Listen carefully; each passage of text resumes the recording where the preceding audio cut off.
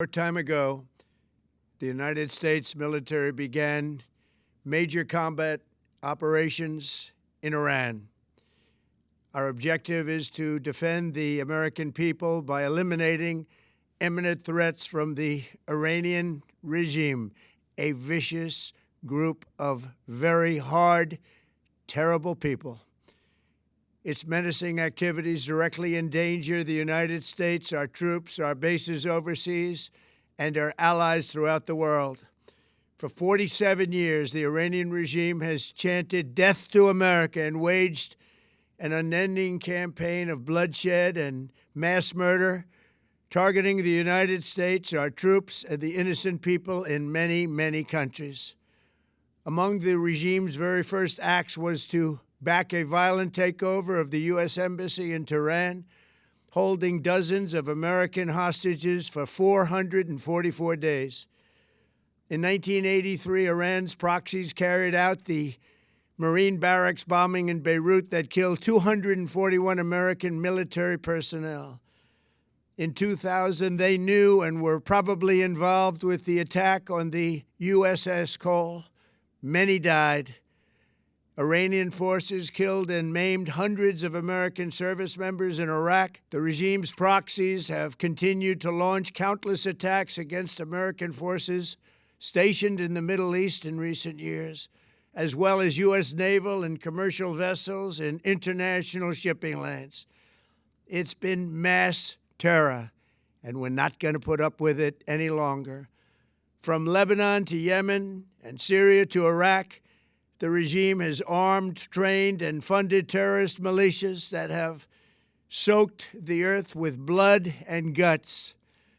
And it was Iran's proxy, Hamas, that launched the monstrous October 7th attacks on Israel, slaughtering more than 1,000 innocent people, including 46 Americans, while taking 12 of our citizens hostage. It was brutal, something like the world has never seen before.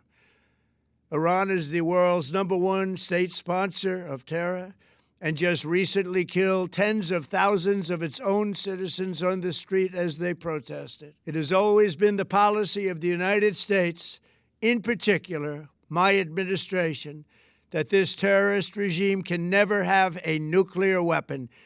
I'll say it again, they can never have a nuclear weapon.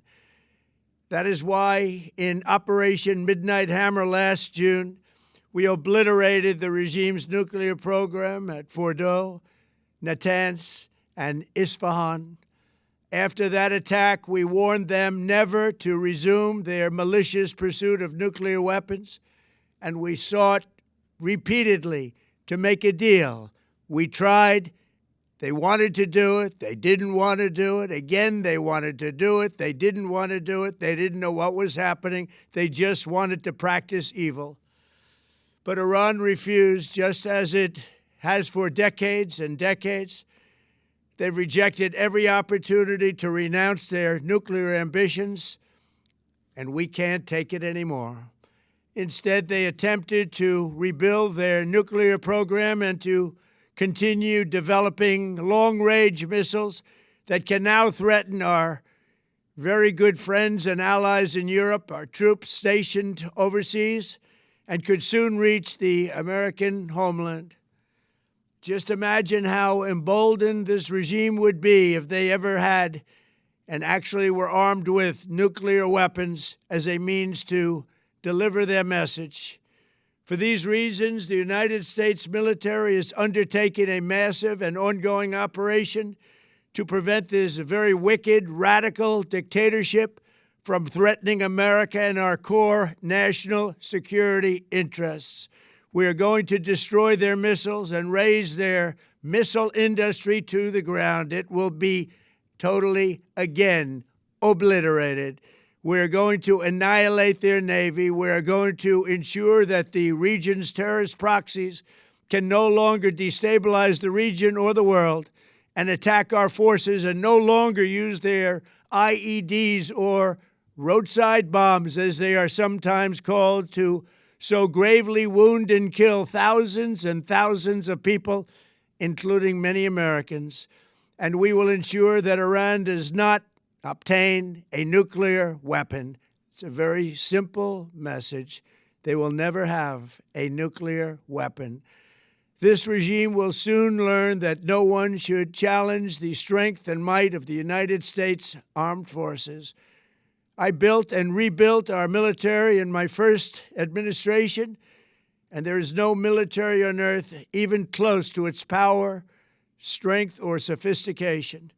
My administration has taken every possible step to minimize the risk to U.S. personnel in the region.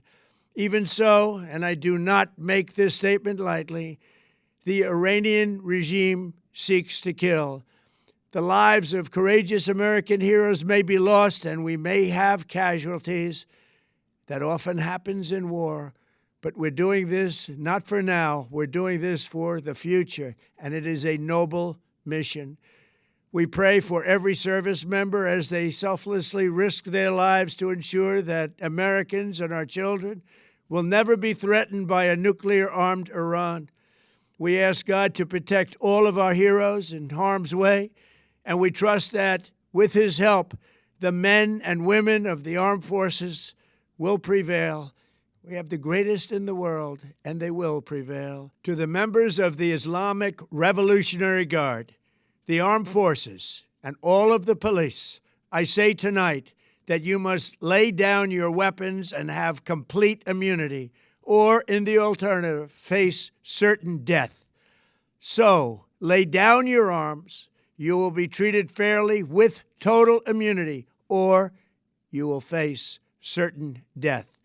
Finally, to the great, proud people of Iran, I say tonight that the hour of your freedom is at hand.